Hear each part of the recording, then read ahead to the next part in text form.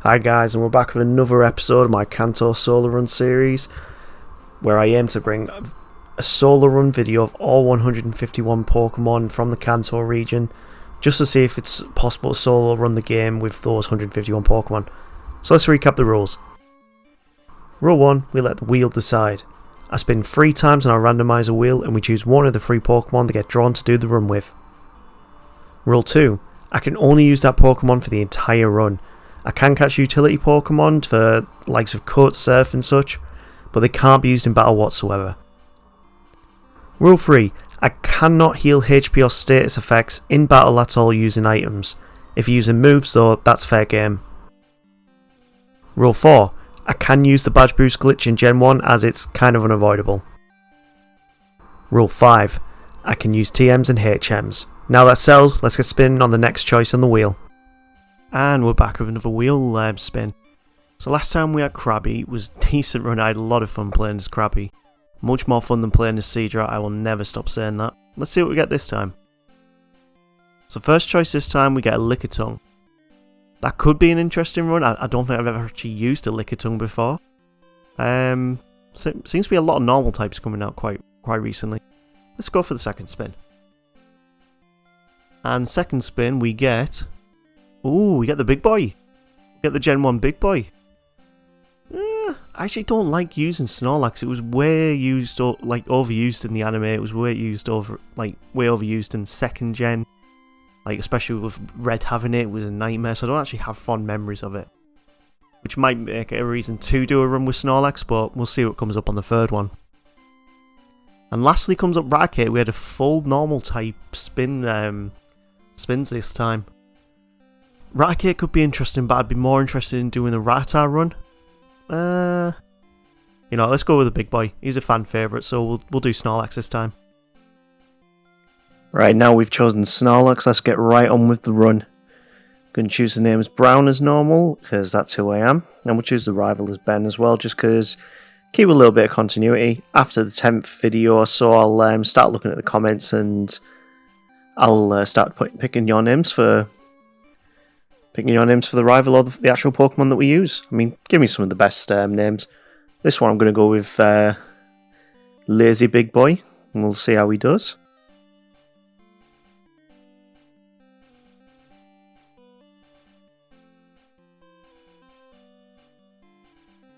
Right, now we've chosen the Pokemon. Let's go straight into the first battle. I've decided to choose... wow, that was over quickly. Snorlax is a beast. I decided to choose Squirtle for the final battle just for it'll have higher defense. It should be a tougher battle. Well, I decided, let's instead of going over to Viridian, let's go over to the rival trainer first and see how we do against him. We take out the Pidgey. We're at level 6 now, and the reason why I decided to go over to him is because we start with the move Rest, which is at this stage in the game probably too broken. And as you can see, at level 6, we beat that Squirtle as well. We've beaten the rival first time. I head straight on to Pewter City. We've battled a few of the trainers, so at level 9 now. Let's go into this battle with the junior trainer. We've beaten down the Diglett without much trouble whatsoever. The Sandshrew starts to become a bit of a problem because of Sand Attack, but I've got that added insurance of having Rest there. And, I thought, let's just go straight for Brock. Let's see how we do. And we're still level 10 against Brock, going against the Geodude, and Headbutt is doing massive damage. I'm not even sure that I'm going to do this first time at level 10, aren't I? This is crazy. I don't think I've done this yet. I mean, apart from a Pokemon that's already weak to... if I was using the Water Pokemon like I did with Krabby, Seadra, and that, I could do them at a very low level just because I had that type advantage. And now we're against Onix. Now it's using Bide. We've used Rest to recover some HP. And to be fair, even when it's using Bide, I'm doing massive damage to it. The only thing is now, I have run out of PP for Headbutt. So there's nothing left to do here apart from, you guessed it, I'm actually going to have to use Struggle to win this battle here, which I try and do as little as possible, but I didn't want to go out with this battle and get up a few more levels. We've got rest, so we can continually get our HP back. We can use up amnesia so that we don't have to take too much damage from buys. I mean, it won't even hit us anyway, but it means we can. When we actually run out of PP, we're going to be at max HP or as close to that as possible. So, you can see the battle does go on for quite a long time, but I am going to lose some time with this. But as you can see here, we're down to the last rest now as soon as we wake up. And there we go. We're going to have to rely on struggle. And I was kind of wondering, do I even win this battle here? But it keeps missing. It keeps missing. And we did it. We beat it with struggle. Level 10 Snorlax. Wow. I did not think Snorlax would do so well in the very first battle against Brock. We have not lost a battle yet. This is looking very good. When we go over to Cerulean, I jump straight over to go against Misty. I'm only level 15 at this point, so I decide, let's see how we do. Headbutt takes it out with 2 hits. Man alive, Snorlax has an amazing attack. We do get hit with, we get down to 3 HP, and this is where Misty starts spamming Water Gun and Bubble Beam. So, we managed to hold on.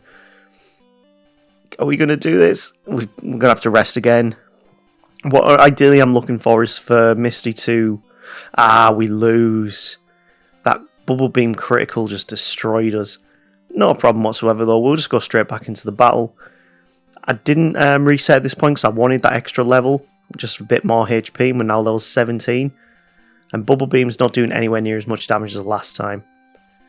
I actually misclick here and use Amnesia, and I think we're going to lose. We've got a critical there as well, but we get resting just at the last second.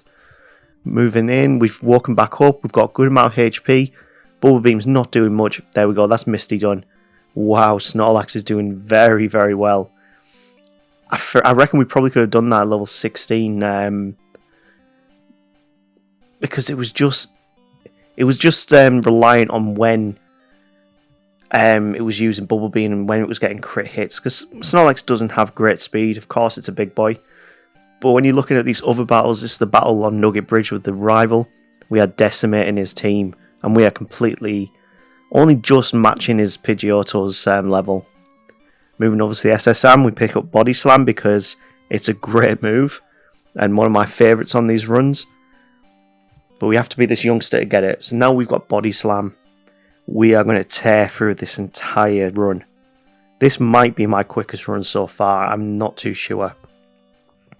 After the 10th video, I think I might do an interim video where we actually show the current rankings of all the Pokemon we've done so far. So yeah, that might be a little interesting video in between.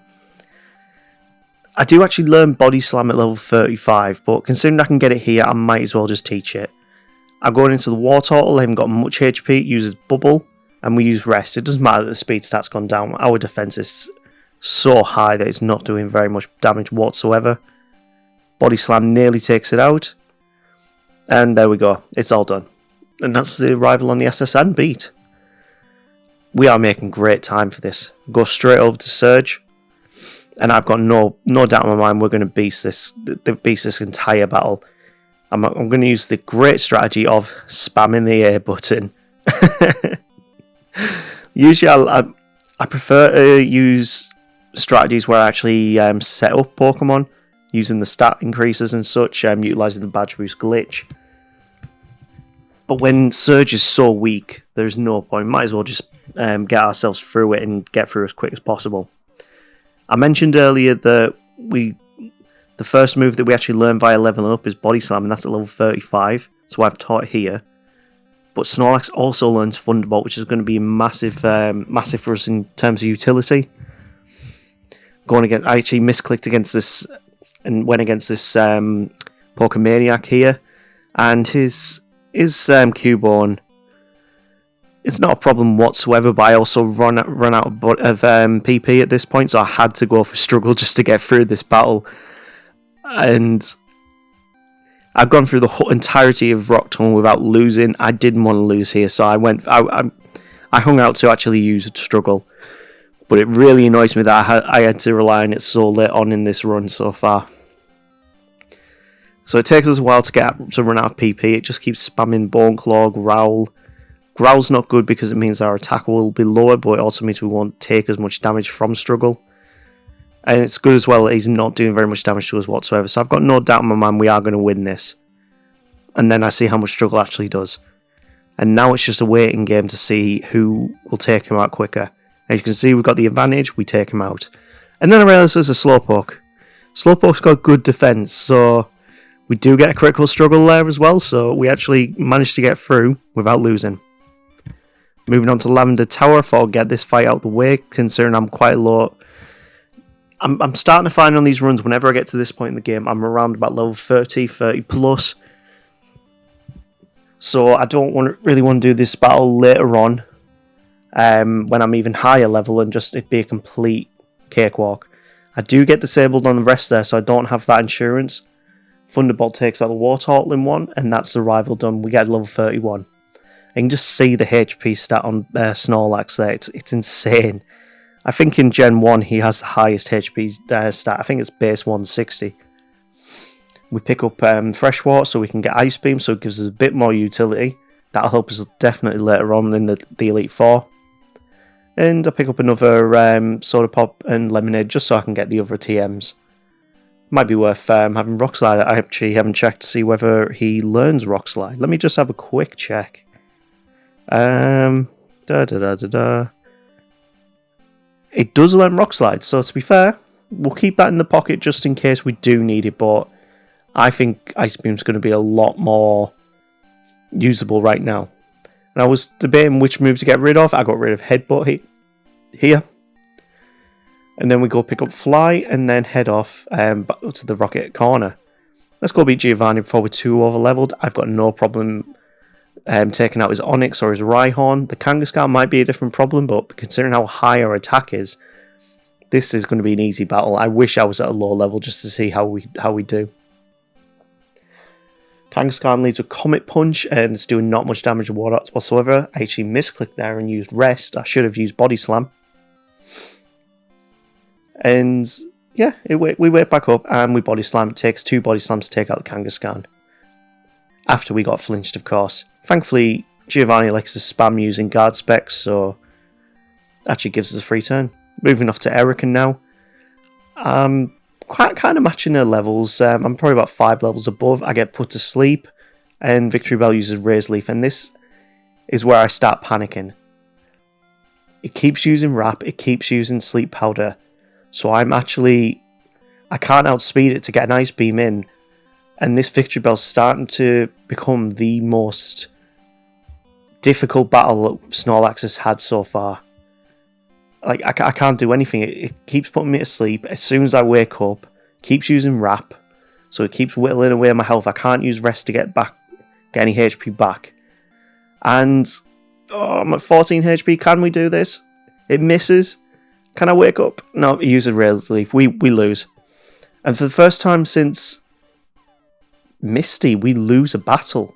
And not because we ran out of PP or anything, just because the other Pokemon did so much better.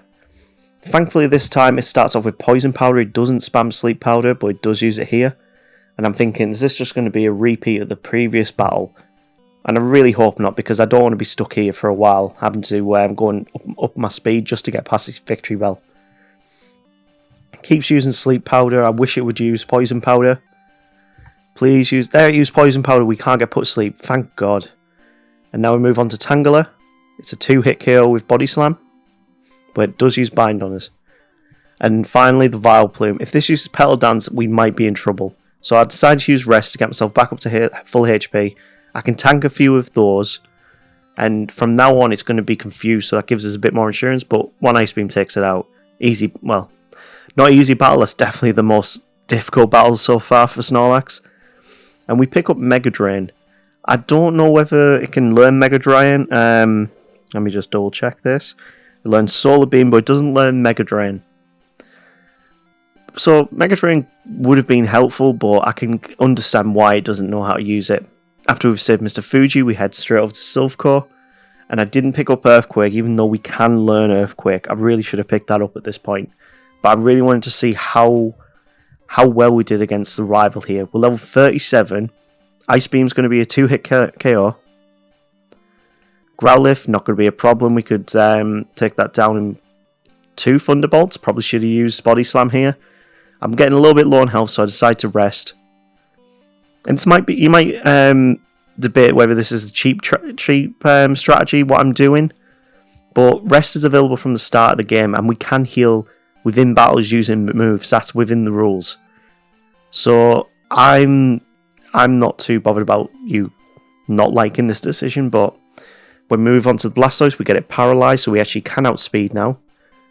I say that we were paralyzed, so we didn't outspeed. I forgot we were paralyzed, but we beat him first time. Moving on to Giovanni. He's not going to be a problem. A few Ice Beams, 3 Body Slams. He should go down pretty easy, but I've run out of PP for Body Slams, so this might be a bit more difficult than I was anticipating. Nidorino goes down in a few Thunderbolts. Kangaskhan, going to go for Thunderbolt again. It does a critical hit, but doesn't take it out. Another Thunderbolt does. Rhyhorn, we're going to have to use Ice Beam. Goes down in 1. A Nidoqueen, Ice Beam, let's see how that goes. Just over half damage, so it's going to be a 3-hit KO. And we are poisoned now, but that's not a problem. It tanks everything that's thrown at us. Snorlax honestly might be our quickest run yet. I'm going to have to see the numbers at the end. Moving on to Sabrina. I haven't even gone over to Koga and Fuchsia City yet. This is how good Snorlax is doing. And annoyingly, I get disabled right at the start on Body Slam. The one move that could take out and sweep her entire team. Moves on to Mr. Mime. We're disabled no more, thank God. We use rest just to get our HP back up. And we've woken up without taking any damage. And 1-hit Body Slam takes him out. Venomoth, I decided to use Ice Beam, see how it does, but then for some reason I thought Venomoth was a bug flying. I think it's a bug psychic in Gen 1. But Body Slam takes them all out, and we've beaten Sabrina at level 40. So the next place I can go is Fuchsia City. We go over to beat Koga. And he's not going to be a problem whatsoever. We can even tank a few self-destructs here. That's if he can even get him in. Body Slam is decimating his team. Takes 2 Body Slams to take out the Muck. Body Slam the Coffin, takes it out, and that lasts the Weezing. So it uses self-destruct straight away, and that just shows how much we can tank. That's how good its defense is. And there we go, we've beaten Koga. We've only got 2 gyms left now. So we go over to Cinnabar Island, we get the rare candy, we get Secret Key. I debated getting Solar Beam as well, but with the move coverage we've got right now, I don't think we will actually need it. Now on to Blaine. And he's not going to be a problem whatsoever. Level 42 here. For some reason he decides to use a Super Potion even though he's got full health. I'm not too sure why he does that. Body Slam doesn't take out the Ponyta, but it paralyzes it, so we do take it out in the second one. Rapidash, again he uses a Super Potion even though he's got full health. That's very strange. And we got burned by the Arcanine. We're not doing much damage now because the other Pokemon got a few growls off. But we wake up, and it's just going to be who takes down the quickest. Body Slam is not doing much damage whatsoever. Fire Blast is doing a lot of damage, so this could not go our way here. I've just got to make sure that we don't get hit by Fire Blast too much. I decide to go for Ice Beam. It doesn't do much. I decide to rest again, get the HP back. And this Arcanine technically has beaten us a few times over at this rate. But using Body Slam, we'll just take it out. Finally get the critical hit. And we've won against Blaine. We haven't lost a battle since Erica now. So we're on a pretty damn good run. Now over to Viridian, where we can go against Giovanni for the last time. I've got no problem. I've got no worries on this battle. Ice Beam's going to decimate his team. I don't even go in this battle full health. Dugtrio could be a problem because it always outspeeds. And he uses a guard spec while he's dug under the ground. But one Ice Beam takes him out. We're on to Nidoqueen. Ice Beam takes off half health. Uses Scratch. I find it weird that a Nidoqueen of that level still got Scratch, but who cares? We've beaten it. The Nidoking uses Thrash, and we rest just to get our HP back up. And when we wake back up, he uses a guard spec. We rest again because I want to be on a bit more HP now. We are very slow, so there's a chance that Fisher could hit us. A couple of Ice Beams takes it out. Level 45 now, we're against Rhydon. Last one, Ice Beam, doesn't take it out, but uses Tail Whip.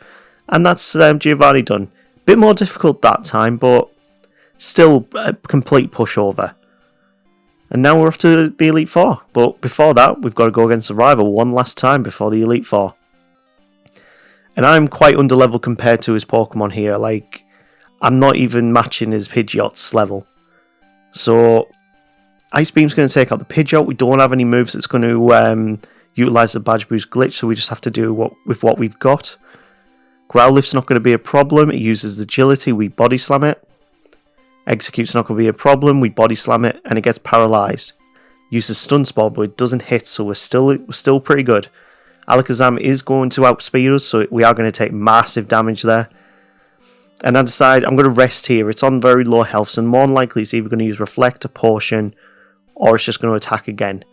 So thankfully it uses Recover. We could have lost there, and it's down to 1 HP again, but thankfully because it was paralysed, we outspeed.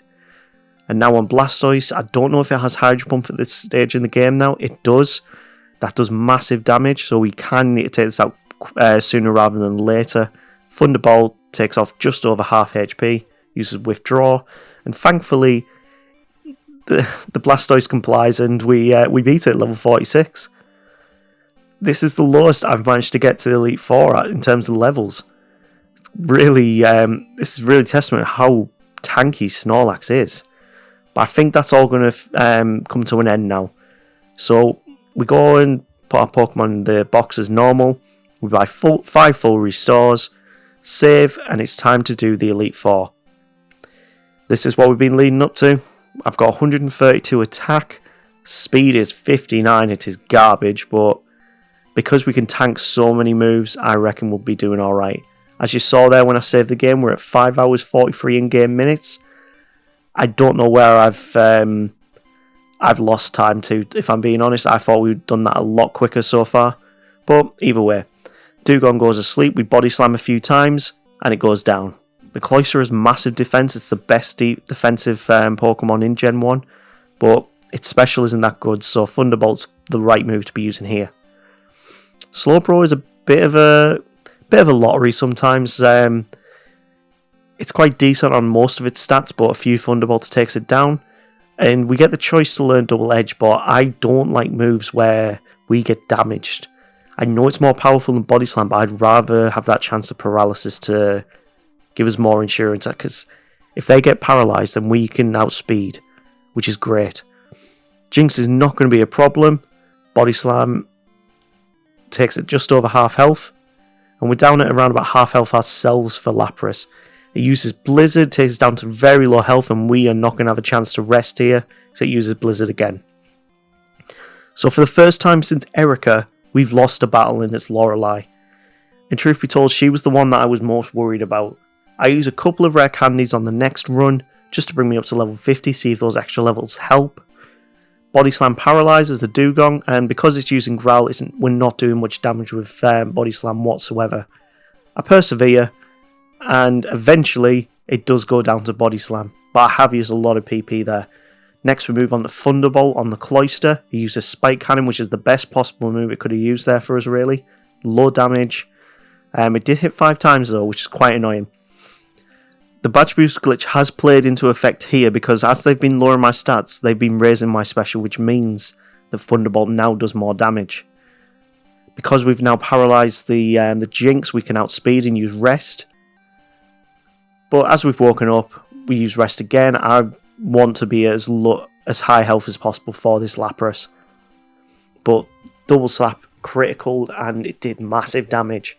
156 health this time. We paralysed the Lapras, which is great. I decided to use Rest, get ourselves back up to full HP, which is a good thing, because I used Blizzard. Used Blizzard twice, to be fair. Then Body Slam. I Rest again. I'm kind of looking for a move, a turn where it gets paralysed. And we're at decent health now. We can use Thunderbolt, see how much that does. Doesn't do that much damage, but 2 Thunderbolts will take it out. So, level 51 now, we've beaten Lorelei. Second try. Bruno is not going to be a problem whatsoever. I forgot that I had a random Carbos there. That probably would have helped us earlier on. Full restore up. Restore the PP on our moves. And let's go against Bruno, who, even though he has fighting type Pokemon, will not be a problem for Snorlax. He barely uses submission on his Machamp. Ice Beam takes out the Onix in one hit. And we get Ice Punch by the Hitmonchan. There was a chance that we could have been frozen there. There's a 10% chance in Gen 1 whether you get frozen from the likes of Ice Punch or any Ice move. We're down at 114 health now. I'm actually thinking, wow, Bruno's doing actually surprisingly well against us, but he is outspeeding us on a lot of things. And then we freeze the Machamp. Oh, that was the best possible thing we could have done. We use Rest because we know in the next battle I'd rather be at full health so I don't have to use a full restore up. And I am going to use the elixir after this match, so it was more economical in terms of your items to have rested there. Especially considering he can't move out of being frozen. I'd have to hit him with a fire move for that to happen. Or he'd have to use Ice Heal. Anyway, moving on to Agatha, and this is the trainer that I was most worried about, considering Body Slam is our greatest physical move and it's not going to be able to hit. Ice Beam is not doing very much damage whatsoever. I switch over to Thunderbolt, see how much that does in the next turn. And it's doing a little bit more than Ice Beam, which so we'll go with that for now. It paralysed the Gengar as well. She uses a Super Potion, but we're just going to continue with Thunderbolt and see if we don't run out of PP. But she keeps using the Super Potions, which is annoying. Then we get put to sleep. It's great being put to sleep when we do it ourselves via Rest, but we're now confused as well. We're taking more damage than I'm comfortable with. Please get Rest off. Yes, we do. And that can... There we go. We're back up to full health. We just need one more Thunderbolt and we can do this.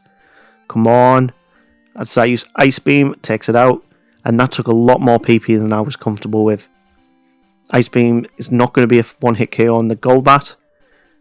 It's going to be 3 Ice Beams and I'm running low on PP here. This is not good. Ice Beam hits the Haunter. I think we're going to run out of PP here unless we get some criticals. We got confused. It then switches into Arbok. Probably one of the better things right now.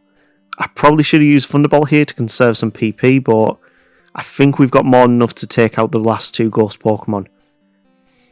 Thunderbolt takes out the Haunter, and then going on to Gengar, we head straight in with Thunderbolt. We've got a hope to God that she does not use any potions here. I decide to rest so we can get rid of the poison and get back up to full health. Use a Dream Reach, which does massive damage. That did nearly 100 damage. I've got to wake up soon and rest again. And she has used a potion, so we are trying to beat this Gengar with 3 PP of Thunderbolt, and this doesn't look good. I think I've lost now. Yep, there we go. That's the game. Okay, so we lost to Agatha first time. Let's see how we do on the second try. I really should pick up some PP ups on the way through. Probably would help us out massively. Strangely enough, Agatha goes from her Gengar and then moves straight into Golbat, which is a very weird move for her. I've never seen her change from her Gengar and then into Golbat straight away. But that's one of the beauties about the first generation. They surprise you every now and then. We've outspeeded the Gengar now. It's paralysed and we take it down. We've got a good amount of PP now. And here I get the choice for Hyper Beam. So I decide right now we don't need it. I could have gone back to the game corner and picked it up for about 5,000 coins, but I think the move pool we've got will be better for the longevity of this run. So now that Gengar's come out, we Ice Beam it. We get poisoned, and I'm going to have to rest after this turn. And we freeze it. I really risked it there. That could have gone really bad. But thankfully, because it's frozen, we don't have to worry anymore. We can Thunderbolt until it goes down. But she switches into Arbok again. What is she doing? And now it just takes one more Thunderbolt and the Gengar's down. We've beaten Agatha on the second try. Level 56. This is going very well.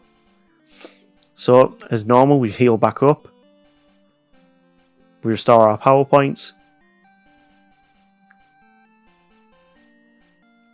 And we move on to Lance the Dragon Trainer.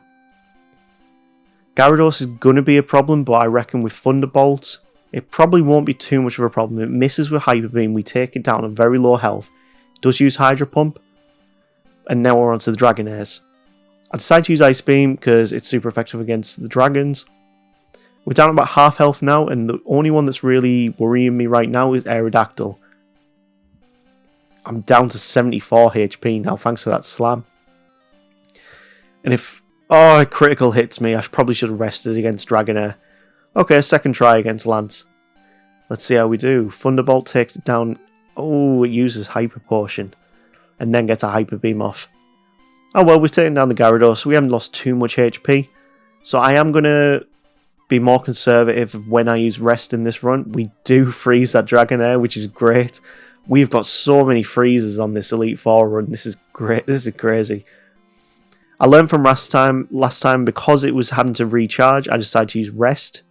It uses Hyper Beam again. So I rest. Do I rest? Nah, let's just Ice Beam, get it over with. 175 health should be more than enough to take out the Aerodactyl. We tank the takedown, and we take it out in 2 hits. And the only thing that's left is the Dragonite. I decide to set up Ice Beam, takes off more than half health, and one more Ice Beam, we win. Level 57, we're going against the champion. This is interesting. This might be the lowest level we've been able to do it at so far. I'll have to look back over the past runs. And Ben decides he wants to throw out Pidgeot first, and he's glowing. So Sky Attack's not going to do much against us. We can rest up if we need to. Alakazam is going to be a problem, so I need to take it out quick with Body Slam. Rhydon, this is where I decide to use Rest. Rhydon is a great Pokemon, but at this stage in the game, and for the rival, it's actually terrible. Like, the move pool it has is awful, so it's always a good chance to use the Badge Boost glitch or to heal up if you've got Rest or Recover. Arcanine goes down with 2 Body Slams. Exeggutor's going to go down with 2 Body Slams. Oh no, 3! It did get paralysed though, and I'm on low health, so I'm going to rest up. Its Stomp is doing massive damage. Those Tail Whips from Rhydon actually did do a lot more to me than I was expecting. I use Ice Beam. We don't get the freeze. Let's see if we get the freeze again. Nah, it's going to go down one more. And finally onto Blastoise. We start with Thunderbolt. It does over half damage if we... Oh, please don't kill me. Yes, we win. And there we go. Snorlax has beaten the Elite Four. It joins the Hall of Fame. That was... Considering I don't really like Snorlax as a Pokemon, that was quite enjoyable. That was honestly quite enjoyable. But the main thing I want to see is how quickly did we do that run. And I probably could have done that a lot quicker, but let's have a look, see what we did. So, Snorlax finishes on level 58. And what did we do what time did we do it in? 6 hours and 17 in-game minutes. That's not bad, but I could have done that a lot quicker. I really need to start being a bit more economical with time. But there you go. That's Snorlax done. If you like this video, of course, do the YouTube thing. Like and subscribe, all that sort of things. And I'll see you in the next video. We'll see what comes next on the randomizer wheel. Take care now.